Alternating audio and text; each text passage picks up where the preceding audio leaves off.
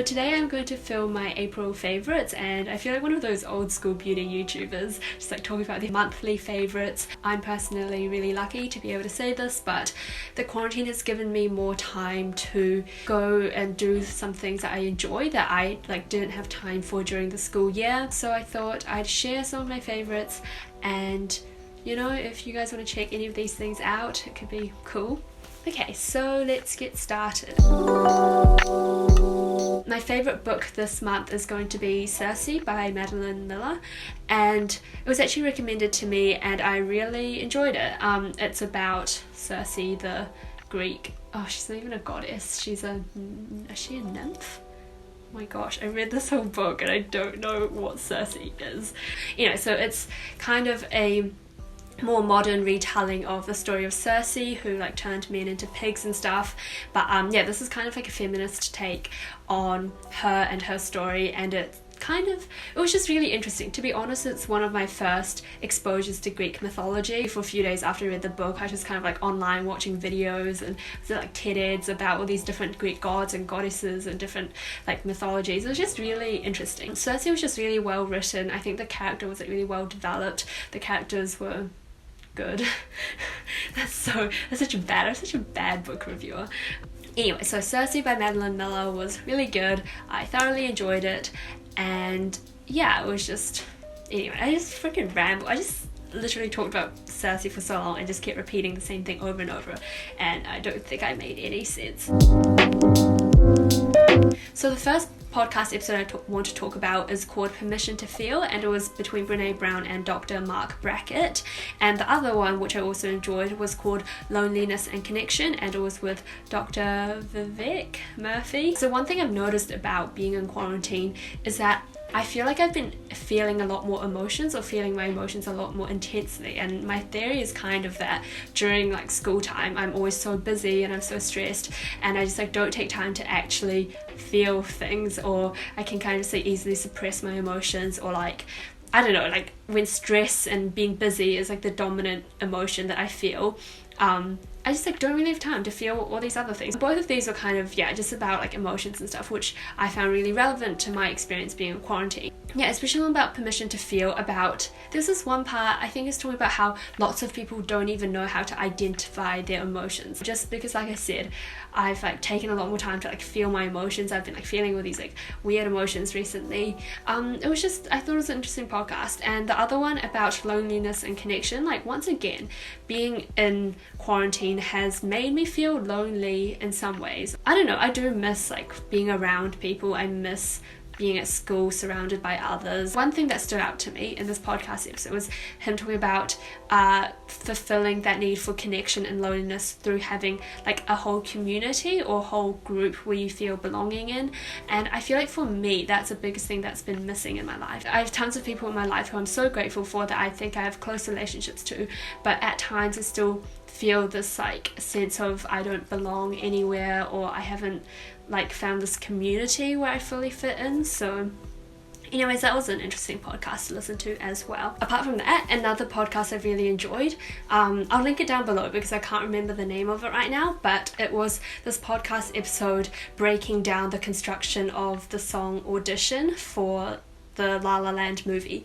And La La Land's one of my all-time favourite movies. One of my favourite pieces from La La Land would be that song that she sings in the audition, and it's a song I've loved for ages, and I remember listening to it for the first time a year or two ago and just absolutely loving it. Yeah, so there was a podcast episode about the song, and it was with the people who wrote it. They talked about their process of composing this song, and just all the thought that went into it, which I thought was really interesting. There are all these tiny little details that you don't notice when you listen to the song, but all these little details contribute so much to the overall feeling and the overall mood of the piece.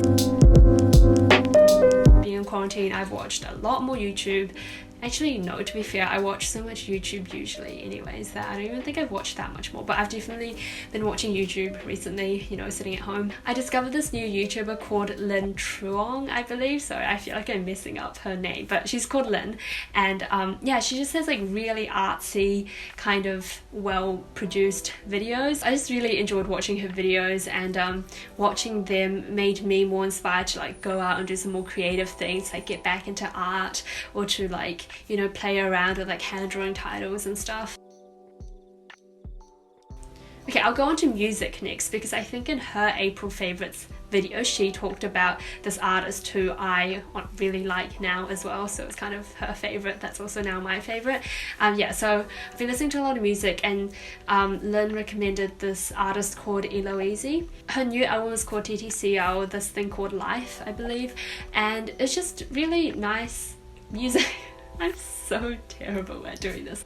I've really enjoyed listening to her music. It's kind of jazzy, it's kind of chill. I don't know, it's like a nice music to like just chill out to. In particular, I think my favourite song from her album is Subside. I don't really know why or what about it makes it so special, but anyway, Subside is my favourite one on the album.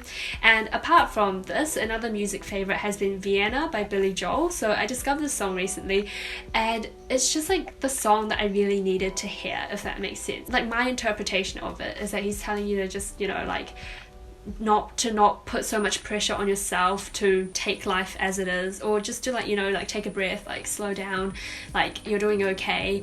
And it just felt so comforting and so reassuring, just because I'm like the sort of person who's always like very hard on myself. I like have, you know, expectations of myself that I don't always meet, and then I like beat myself up over it. One of my favorite things I've been doing is listening to music, especially Vienna, and just going for walks, especially around like 5 or 6 o'clock when the sun is about to set. And I walk up to this one street near me. Yeah, it overlooks like the area I live in, and you can see all the way out to the city, and the sun is setting. It's just like lookout street, and you can see Rangitoto, and you can see like the city, and then all the like we don't really have that many like city lights here in Auckland, but you can see like just like mountains and houses, and I don't know, I just like to go up to that point at sunset, listen to music, and like feel all emotional, just think about life. Yeah, there was this one night I just went up there and listened to Vienna on repeat and on repeat, just because I felt so stressed out about the future, felt so uncertain, and the song just felt really comforting and really reassuring to me. It just felt like someone who was like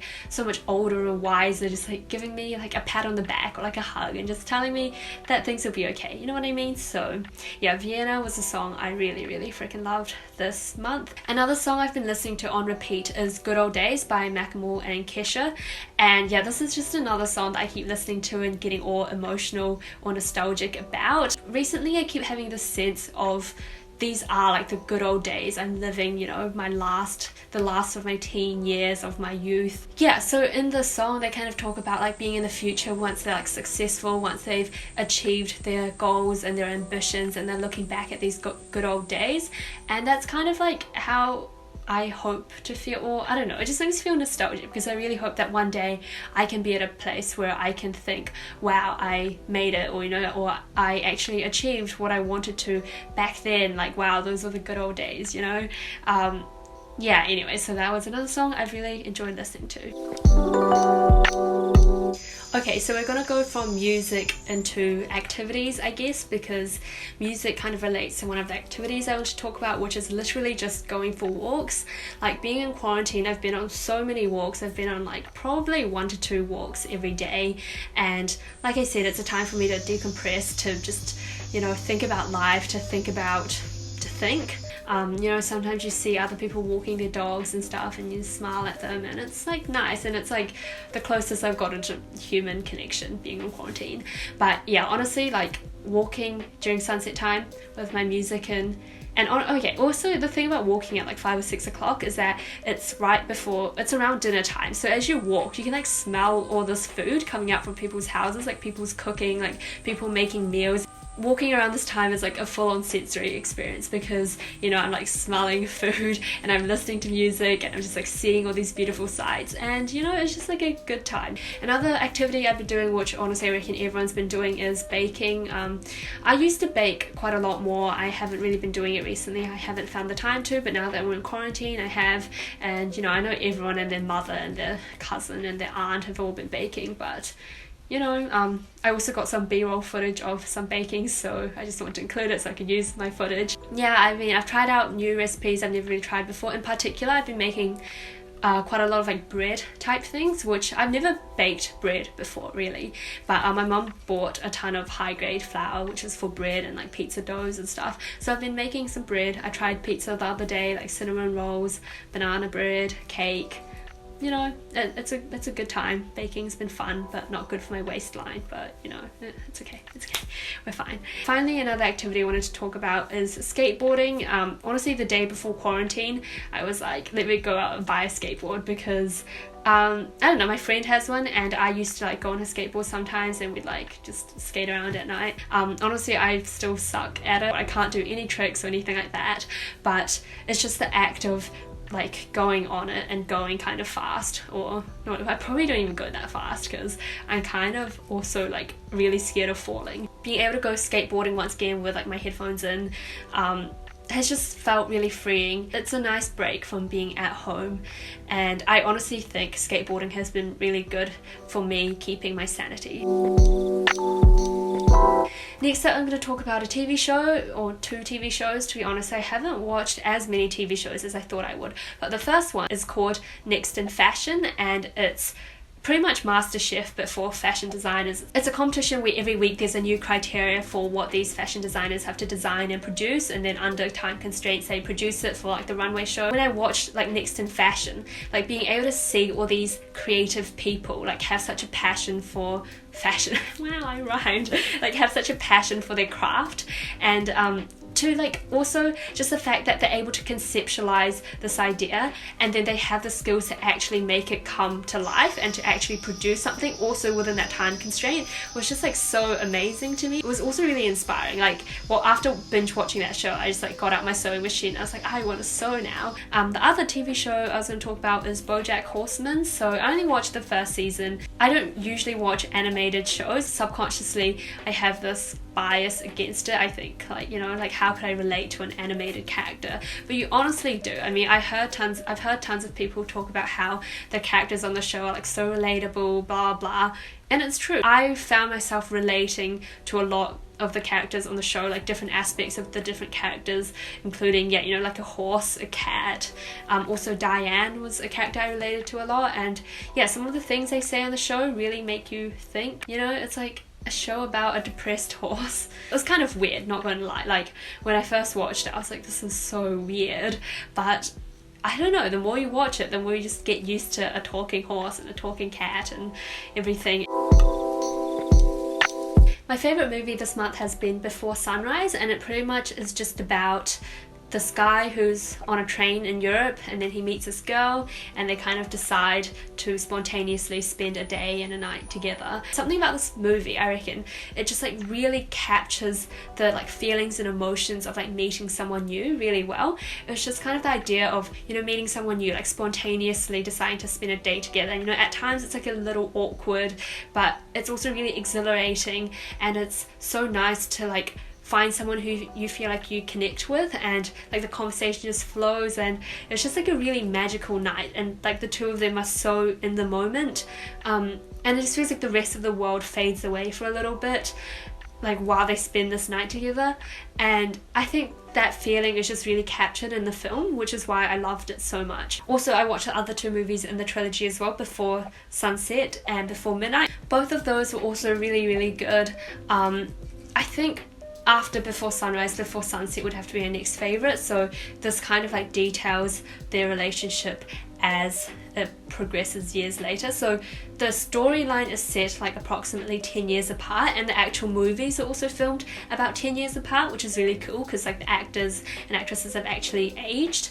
I think Before Sunrise is my favorite movie because right now I'm still like really young, I'm still pretty naive, I still have this like really idealized, romanticized view of the world, and so Before Sunrise just like really built that up for me. And as the films progress, you see the characters mature and you see some of that like romanticism perhaps wear off a little, and I just like don't want to accept that or something. I thought it was like really well done, so I still really loved the movies, but Before Sunrise was the one that made me the most like emotional and the one I could connect with the best. I want to watch these movies back again like 20-30 years from now and see how differently or how similar I feel about them.